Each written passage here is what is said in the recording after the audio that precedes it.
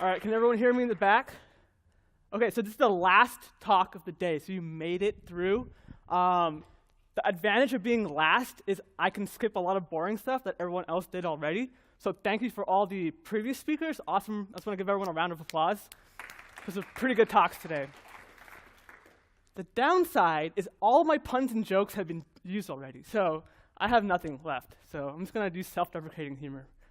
It's going to be fun. So again, my name is Sandeep. I'm a developer advocate who works for the Google Cloud Platform. I want to be here. Oh, I love walking around, though. That's OK. Hi, camera. I usually work a lot on containers and Kubernetes and things like that. But this time, I want to talk something a little bit more higher level, which is serverless, right? And so we're going to talk about Google Cloud and Firebase. So how many people have heard of Firebase before? Wow, that's a good number. And Google Cloud, just keep your hands up. Pretty much the same number. OK, that's good. So for those of you who don't know what Firebase and Google Cloud are, Firebase is basically Google's mobile platform, so iOS, Android, web. The most well-known feature is the real-time NoSQL database. And if that doesn't mean anything to you right now, it will mean something to you later on. Don't worry. It has a lot of other features as well. So once Google acquired Firebase, it's just been dumping resources into it and just growing the suite of tools, right? So things like authentication, analytics, notifications, all this good stuff. And then Google Cloud is basically Google's public cloud, so something like Azure or AWS. So you have the machine learning stuff, big data stuff, VMs, containers, all that good stuff, right? And we love covering our asses at Google Cloud and Firebase. We have BASes, PASes, CASes, IaaSes, SaaSes, all of them. And they work really well together. In fact, it feels like peanut butter and jelly, which someone already used in a previous talk. Now, I have some strong opinions on what serverless is, and I'm going to express them in this talk. If you want to know what those opinions are, you can just go to my Medium post there. Basically, I agree heavily with Chris in his, what he said he'll fight people on his definition. I will back him up on that fight, because I agree on those definitions. There we go. So let's talk about what most people think is serverless, which is FaaS, right? Functions as a service. And so in Google's case, that's Google Cloud Functions. It's like everyone said, no server management, automatic scaling, only pay for what you use, blah, blah, blah. So all this has been done already today, so I'm not going to bore you. What I feel is the most important are the triggers, right? So just like Azure and AWS, functions are triggered on events.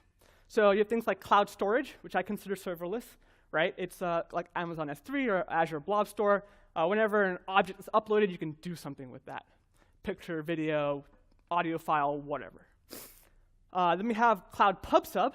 So PubSub is like Kafka, except it's serverless, right? It just kind of automatically scales to millions and billions of users. You just dump messages in, and you can consume them out. So it's an asynchronous, many-to-many queue, basically. And so you can dump arbitrary stuff in there and then trigger functions whenever an event happens. Then you have HTTPS. So you can create native HTTPS webhooks that can trigger a function. And a new one that we just added is Stackdriver Logs. So this is the centralized logging system for Google Cloud. So anything that can write to that, which is basically anything can trigger functions on these logging messages. And of course, you can write out to a bunch of stuff. So things like Alexa or the Google Assistant, different APIs, whatever. So you can write out to wherever you want. There's no real limit on that. So you can deploy from the Cloud Console. And GUIs are great, not really the way I would do it. You can just use the inline editor. I think a few people demoed that today in different clouds. Copy paste your code in and click create. You can also use zip files and things like that. You can also deploy it straight from the command line, something like that. My favorite way to do it is to hook up your GitHub or Bitbucket. And so whenever you do a push, it'll just automatically synchronize and deploy your function. That's the way I would like to do it. I think manually doing this kind of stuff, you should use a CI/CD system to deploy your functions. So how does it kind of work? It's like everyone else's platform. It's the same thing. This is how you do an HTTP function. The big difference here is you don't need any sort of config files. All you really need is that, and then you can just push it up. So it creates a fully qualified domain name, SSL certs, auto-scaling, HTTPS endpoint, and it looks something like that when you get to the website, and it just looks like any other Node.js HTTP function. I'm not even going to demo that. So in Cassandra's talk in the morning, the first talk, if you can remember all the way back to that, talked about tooling and visualization and dashboards and all this kind of good stuff. And so Google Cloud Functions has a lot of the stuff built straight into it using the rest of the Google Cloud Platform. So for logging, I talked about Stackdriver logs. So anytime you do a console log, it'll send it straight to Stackdriver logging. Anytime you have an uncaught exception, it'll send it to Stackdriver errors. And you can just access these logs via the REST API or the CLI, but I think the UI is the best for visualizing these logs. Monitoring is built in as well, so you have things like invocations, execution time, memory usage, things like that, so you can detect those patterns of bad things going early on and try to fix them. We also have tracing, which is really cool. It automatically traces gRPC, REST, database calls, things like that. It's actually completely open source, so you can run it anywhere you want, on-prem, in a different cloud. Of course, if you run it on Google, all the authentication is done automatically for you. And so all you really need to do is just require this at the start of your code, and we monkey patch the running V8 runtime, and we actually hook into V8's native libraries that's built on. And same for debugging, right? So you can actually debug your function live in production. So that's it's kind of a weird thing to think about, right? So when you think about debugging, you think about step debugging where you have a breakpoint and your code execution stops. Can't really do that in production, right? If a user goes to your app and it just stops executing, they're like, what's going on? Instead, what this does is it looks like a breakpoint, but it's actually like a watch point. So it'll take a snapshot of your stack and then send that to you, right? So if you have an error that only occurs in production and you swear it doesn't occur on your box, you can actually put in console log statements into production code without redeploying. You can look at the stack without redeploying. You can do all this kind of cool stuff. And again, all you do is require that NPM module at the beginning of your code. OK, so what is the environment look like to run these cloud functions? So it uses Debian 8 Jessie right now for the base layer. So for any sort of pre-built binaries, you can just assume that it's like the Debian version of them. It's on the latest version of the LTS release of Node, which is 6.11.1. Things like ImageMagick are pre-installed. You have a firmware disk at /temp, but in the use 12-factor, don't try to write to disk. It's going to go away when a new instance spins up. It's auto-authenticated to other Google services, like the ML APIs and things like that. And I think the big difference between Google Cloud Functions and maybe some other cloud providers is it does auto-compilation of native modules.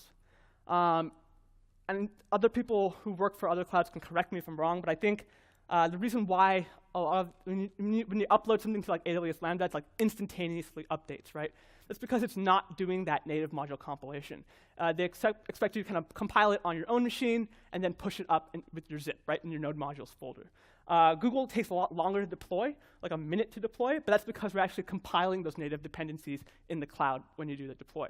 So there's some trade-offs there, but I mean, it depends on what you like or what you don't like.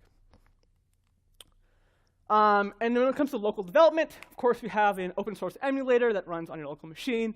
It's fully compatible with the public API, so you can do like object changes, you can do pub/sub, you can do HTTP, things like that. And of course, it supports integration with popular IDEs like VS Code or Google Chrome. Google Chrome has the dev tools. It's the same protocol, right? And the funny thing is I use Visual Studio Code, even though I work for Google. I said, hey, I have a friend at AWS, something, something, something. And the guy looked at me and said, I don't believe you. I'm like, you don't believe I have a friend who works for AWS? What do you, this is, what? So, like, we're not enemies. I don't understand what's going on. But people think that. So Google Cloud Functions and Google Cloud is kind of like the peanut butter of the peanut butter and jelly sandwich, right? It's the foundation, that protein layer. But you want some sweetness sometimes. Well, where's that jelly? So peanut butter sandwiches, delicious. Jelly sandwiches, delicious. Peanut butter jelly sandwiches, next level, right? That's what it is. So that's where Firebase comes in. So the official tagline for Firebase is it's the fastest way to build an app, grow user base, and earn more money. You can thank the marketing boys and girls for that slogan. it's really a huge set of tools from all the way from AdMob to the real-time database, right? So for people who are like on the marketing side who want to do push notifications, we have that. For developers who want to build their app, we have that, right? So it's a full set of tools to build like mobile apps. All right, I don't know what that was for. Functions are better with Firebase. Basically, it adds a bunch more event types, right? So you have all the standard event types that Google Cloud Functions comes with out of the box, but then it adds a bunch of stuff additionally. So you can trigger functions on the Firebase real-time database, on authentication events. So when someone like creates an account or logs in, you can trigger a function. On analytics, so you can have like different analytics groups whenever something happens. You can trigger a function. And a new one is Firebase hosting, which is one of my favorites. And I'll talk more about that later. So let's talk about a theoretical app we're going to build, right? So in this theoretical app, I want to upload an image and do something to it. So traditionally, what you have to have is a server that listens to an upload, a post, and then stores it into something like S3 or Google Cloud Storage. With the Firebase SDK for cloud storage, your mobile app can directly upload to your bucket without going through an intermediary server. And it's able to do this because using Firebase authentication, we can actually securely create these upload buckets for people without having to go through your own intermediate server. So you can store and serve user-generated content, images, audio, video directly. You have resumable uploads and downloads built into the SDK, so if your app goes offline, it'll resume that once it goes online. And because it's just using Google Cloud Storage under the covers, all the Google Cloud Storage APIs work to access it from the back end. So in this theoretical app, I took an image, I took a picture, it uploads it to Google Cloud Storage, and then we can run a cloud function on it, and then maybe we can take that cloud function that will maybe make it upside down, make the image upside down, and then it'll store that into another image, get that image URL, and then write it into the real-time database. What is real-time database? This is probably the thing that everyone thinks what Firebase is. It's basically, you can think of it as a giant JSON structure in the cloud that's synchronized between all the connected devices, right? So when someone writes data to a certain branch, all the other devices who are listening to that branch get that update in real time. It's also available when your app goes offline. So if you lose network connectivity, local updates are pushed to the local memory. Once you go back online, it resynchronizes it back up. And that's pretty cool. So what we can do here is once it goes into the database, we can do another function trigger on that database location, and then use something like FCM to send a push notification. And of course, FCM, another cool thing that Firebase does, it lets you do push notifications on Android, iOS, and the web. That's new. That's really, really cool. If you've ever tried to do push notifications on the web, you know it's set up service workers and all this like complicated stuff. Firebase Cloud Messaging kind of tries to simplify that as much as possible. And for all the marketing people, you can do like notification campaigns and things like that from the dashboard. And finally, my favorite thing about Firebase, I know this is like weird, the static hosting, right? Firebase hosting, it's basically a free CDN for your static assets. My favorite part, though, is that custom domain for the low price of $0. So you can put your custom domain, so like sandeepdinesh.com, and I can get SSL and all this kind of stuff for free, right? I don't have to do the Let's Encrypt dance, none of that stuff. I just put it in, and it just kind of works, which is really cool. And the new thing is you can do dynamic content now with the help of Google Cloud Functions. And all of this stuff I talked about, it's literally deployed with just one command, Firebase deploy. And that's it, which is really, really cool. So let's go into a demo. Now, a word of warning, I flew in from the West Coast yesterday, so I couldn't go to sleep. So I wrote this whole demo last night, and we'll see how it goes. It's going to be fun. OK, so here's my Firebase. I basically logged in. The first thing I want to do is add it to my web app. So I click this. It'll generate a bunch of stuff for me. OK, so here in part 0, it's completely empty. So I'm going to go to part 0 and go Firebase init. Can everyone read that, or is it too small? Too small, OK. So I'm going to boop, boop. I want all 3 of those things. And so I'm going to pick my project. Let's see if I can find it. Something serverless. there we go, serverless demo. And I'm just going to default everything else. So I want to install my dependencies at npm, sure. Use my public directory, whatever. OK, everything is done. So now if I go back here, make this a little bigger too. In part 0, you can see it kind of created a scaffolding. In Firebase JSON, it's just some ignore stuff, and it says the rules are in Firebase rules. The rules say read true, write true. So everyone can read and write, which is bad. Don't do that. Use security rules. In public, I have index.html, which just says like a default index.html, and a 404. And in functions, I have basically nothing, right? It's just an empty index.js. And package.json, again, basically nothing except for the Firebase dependencies. So now let's do something a little bit more interesting. Let's go to part 1.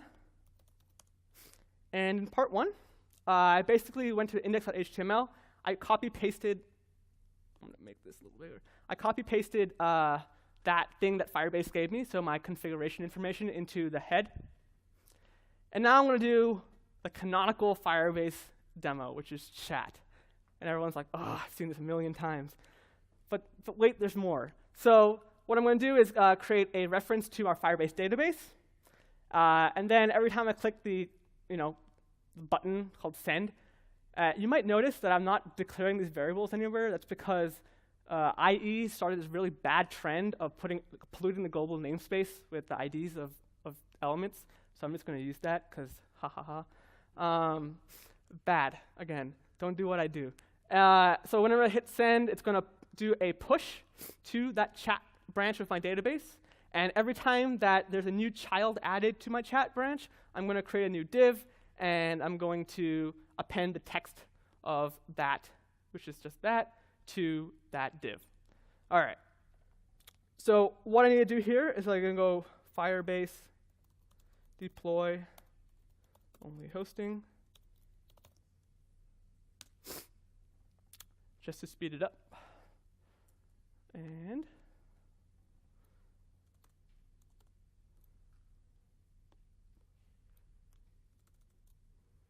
see if the internet is happy with me. Woohoo. Preparing directory. Prepare faster. Yeah, I'm not going to speed any of this up. This is interesting.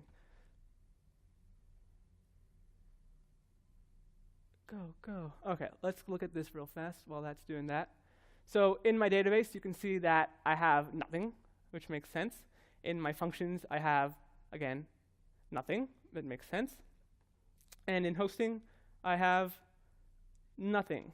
Let's see. Do I have internet? That's a good question. Whoop, and I turned my screen off.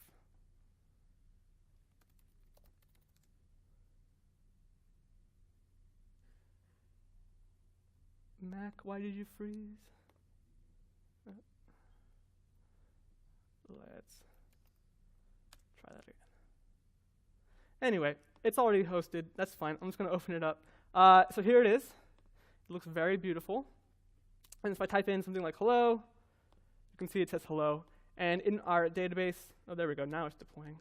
You can see that in our chat branch, we basically have a new child with the text hello. And the interesting thing is, because it's real time, I can say things like goodbye. And you can see it comes into the database in real time. And so I didn't have to write any sort of server-side code to do that, so it is technically serverless, right? Yes. And of course, if I open this up in a new tab,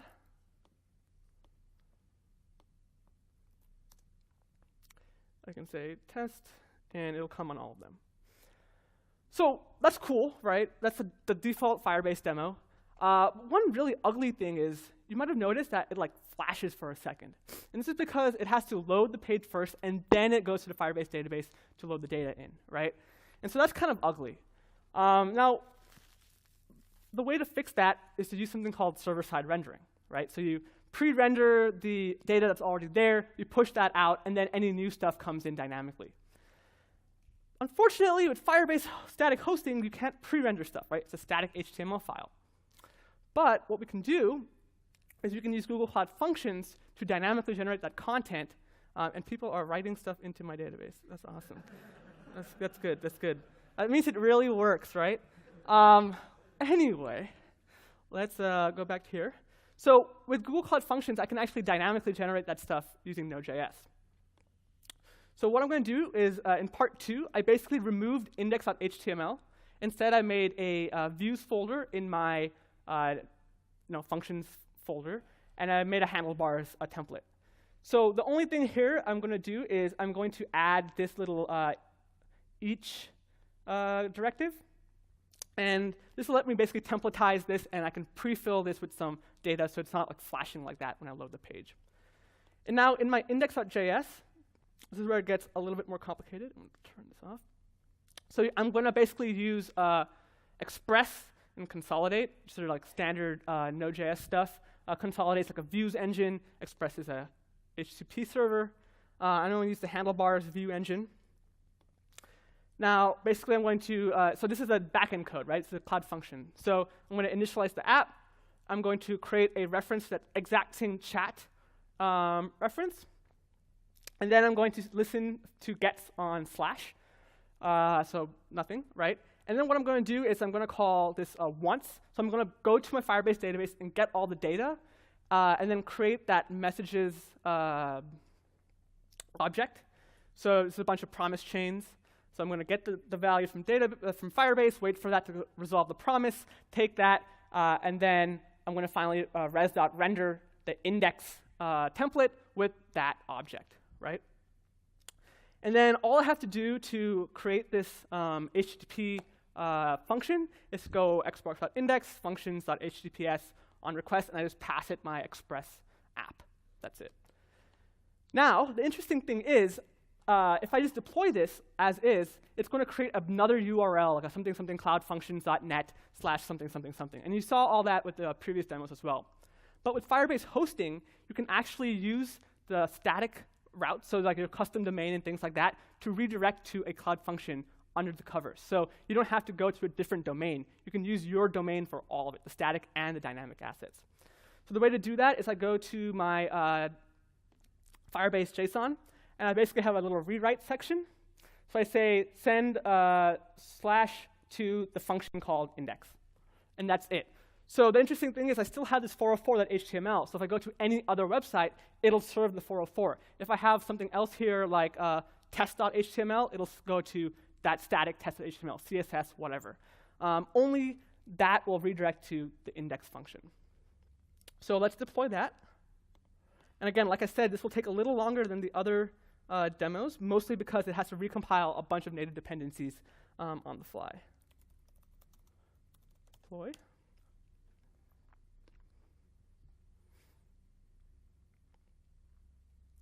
So you can see here, it's going to, it says, warning, does not contain the index.html. It's like, are you sure you know what you're doing? Yes, I hope so. And so now it's going to package up those functions. And so this will take about a minute to do. So in the meantime, let's go back to here. And you can see it's still working, right? This is still the old one, so it's still doing the ugly flash. Now if I go to my functions, you can see that it's creating this index function. It actually might already be created. And it has 54 executions because this is from previous times. So it knows that I've done this before. Even though I deleted it, it knows it's the same one as before. So that's pretty cool. And you can notice it has that really ugly URL. So that's the actual Cloud Function URL. But because we're using Firebase hosting, we can dynamically go to that without having to type that in. This is interesting, too. We'll get to that in a second. Let's go to our thing. So it's deployed. Took a little faster than I expected. That's OK. It's always good to be faster. So now, if I go to this, it'll do the cold start. So it's a little slower than the first time. But you can see that it didn't do the flash, right? Because it's pre-rendering that data. But of course, if I type something in new, it's still going to work. And if I refresh, it's going to still do that server-side rendering. So now we've basically done server-side rendering for our dynamic app, which is really cool. This is a very trivial use case, but you can see how powerful this can do for things like Angular or React server-side rendering, which is really where it's useful for. Now, the last thing I want to demo is a database trigger. And I want to demo some machine learning. Now, all the cloud platforms, IBM, Microsoft, Google, Amazon, we all have like vision and speech and all this cool stuff. Like, it's ridiculous that you just use an API, like a REST API call, and you can do like ridiculous machine learning on any of these cloud platforms. So I looked really hard and I said, what do we have that's like kind of unique and really unsexy? And the one thing I found was the DLP API, the data loss prevention API. This is like the most enterprise thing I could think of, right? Basically, if you have PII in your app and you don't want it to leak into your logs or whatever, you want to scrub it out, right? At Google, we have this huge problem. People send SSN numbers on Gmail all the time that can't go into our logging system. That would be bad, because we don't want people, like engineers who are debugging, looking at people's SSNs. So we need some sort of crazy systems to like strip all this information out. Every big company has to do this, right? So what I want to do is use the DLP API to try to mask those kind of things before it goes out to this thing. So if I type in my phone number here, like, hey, my number is 510-770-1430. This is not my real number, it's my old number, so everyone has it now. Oh no, right? And I can't take it back. So what I'm going to do is do something a little interesting. So let's look at part 3, the last part. So in my index.hps, it's a little bit different. I'm going to have two different, I'm going to remove this thing. I'm going to have two different references here. So the first one is to chat, just like we had before, and another one called chat clean, right? So when I push messages up, I want to push it to the chat, which is called raw now, and I want to listen to messages on chat clean. Okay, so what is that actually going to do? So if I go to my index.js, I still have the exact same pre-rendering thing, but I'm also going to do this other thing. So the pre-rendering thing you might notice is listening to chat clean now. But when I get a new message on chat, and so this is the message ID, it's like dynamically filled in. So every time a new message is created, what I'm going to do is get that original text. I'm going to log that out. This completely defeats the point, by the way, if I log it out. But I'm going to log it out anyway, just for display's sake. And then I'm going to create this little object so I can send it to the DLP API. So basically, I want every single type. So I'm just going to leave that blank. I want max findings to be infinite, so I'm going to leave that at 0. And I want at least it to be possible. So if it's unlikely or not very likely, things like that, I don't care. If it's possible or very likely or that kind of stuff, I want that. So the minimum likelihood is possible. And then I'm going to send it in just one item, which is that text that comes in from the database. Then I have this choo-choo, the promise train. We're going to send in that request object and then get the response out. And then I'm going to basically iterate through all the findings from the response. And I'm going to replace the text with whatever it found, right? So like the info type. So if it's a phone number, it'll replace my phone number with the words phone number. If it's SSN, it'll replace it with like American Social Security number, right? So it's like redacted, basically. Then I'm going to console log that, and then push that to the clean chat room. Now, of course, if anyone could just read from the dirty chat room, it would completely defeat the point, right? I can just hack into your database and read from that dirty chat. You don't have any security rules. So we had to put some security rules in there. So here's the interesting thing. In the chat, anyone can write to it, but no one can read from it. And in the chat clean, no one can write to it, but anyone can read from it, right? And Cloud Functions runs as an admin, so it can read and write from everything. So external users cannot basically read dirty chats, and they can't write clean chats. Only the admin has the power to do that. Okay, so let's see how this takes a look. Let's deploy that last one. It's been a time on it. And I was looking at how long does this take. It takes about a minute to do all the compilation. So this one will take a little bit longer because it's going to have to compile. Let's see, where is that? It's going to have to compile our Google Cloud DLP, which requires gRPC and things like that. So it's going to take a little bit longer. But that's OK. So you can see here in this one, it basically says it's creating function index. And then if you look in here, it'll say updating function index and creating function clean. So let's go back right here. And so look at our database. So you can see we have a bunch of stuff in chat. I'm going to, I'll clear it out, sure. clean again. So if I refresh this page, obviously it all goes away. Okay, so it's creating function make clean and updating function index.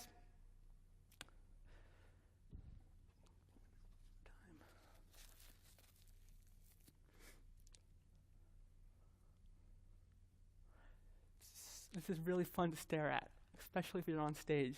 You just like sit here and wait. You're like, all right. But I want to show you guys, it does take a little bit of time because it's compiling these native dependencies in the cloud, which is, pros and cons.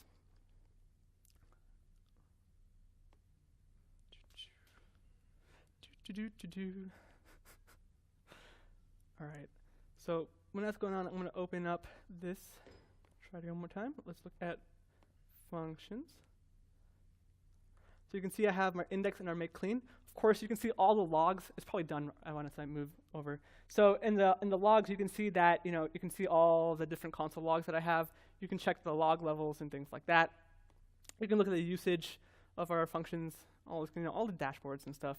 You can also look at all this on the Google Cloud. So this is all the Firebase console. Of course, you can go to the Google Cloud console and look at it in a more detail. Firebase is kind of more abstracted and higher level. So obviously this is done, especially when I just move over.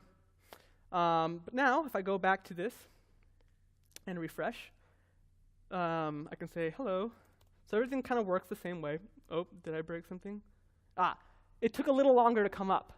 And so that's because this is now reading from the clean chat, right? So it has to go through the other function, do the DLP call, and then it'll write it out. So now it's kind of warmed up. It should be a little bit faster, but it'll still be slightly slower than just directly reading and writing, right? Because we're going through an extra API step. It makes perfect sense.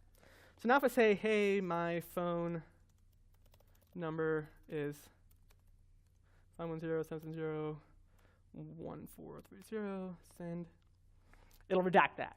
But because it's using machine learning and not just a giant file of regexes, if I do something like 111, 111, 111, right? It's going to say that's not a valid phone number. It knows it's smart enough. Now, this is the part I haven't tested. My SSN is, and I'm not going to put my real SSN on there, so I'm going to use this website, and I don't know if it works or not, so let's try. OK, so that worked. But if I just put in a random number like 123 or something like that, that's probably not a real, that is a real social security number. Turns out coming up with fake SSNs is not, oh my God, all right. Something like that. OK, I don't think everything is real. My life is a lie. All right, so apparently everything's an SSN. Or like my name is, I don't know, Kate Sanders. OK, that didn't work. Anyway, I don't know how the DLP API really works. Again, I was really tired last night when I wrote this. But you can see that there's no way I can actually read or write to the corresponding thing, so it's pretty secure, right? And you can do this kind of stuff on whatever APIs and stuff. This is just a silly example. But I just want to kind of show you that you don't have to do any sort of like random config files. You don't have to do any sort of like that kind of stuff. Firebase just kind of puts a veneer layer on top of it to make it really easy. Of course, you have to buy in heavily to the Google ecosystem. But a lot of that kind of tooling that I talked about, the open source stuff, it's all Apache 2. It runs anywhere you want it to run. It uses all open APIs and things like that. It uses the Chrome debugging protocol. So it can really run anywhere. It's just if you want the fancy stuff, like the little UIs, you got to run on us. And that's kind of it. So here's some new logs. You can see that my SSN is social security number, but the original here is 1111111. Let's see. It said likelihood very. So apparently that's a very likely SSN. I don't know who. Maybe that's like the first person who ever lived or something. I don't know. Who is 1111111? But anyway, that was fun. I'm glad that worked. The demo gods were nice. And so that's kind of the end of my talk. Thank you all so much. You can follow me on Twitter and Medium and everything. It's just my name. I mean, it's pretty easy to find. I have a good SEO. Don't worry. I do work for Google. And so thank you so much. And if you have any questions, I'd love to take them.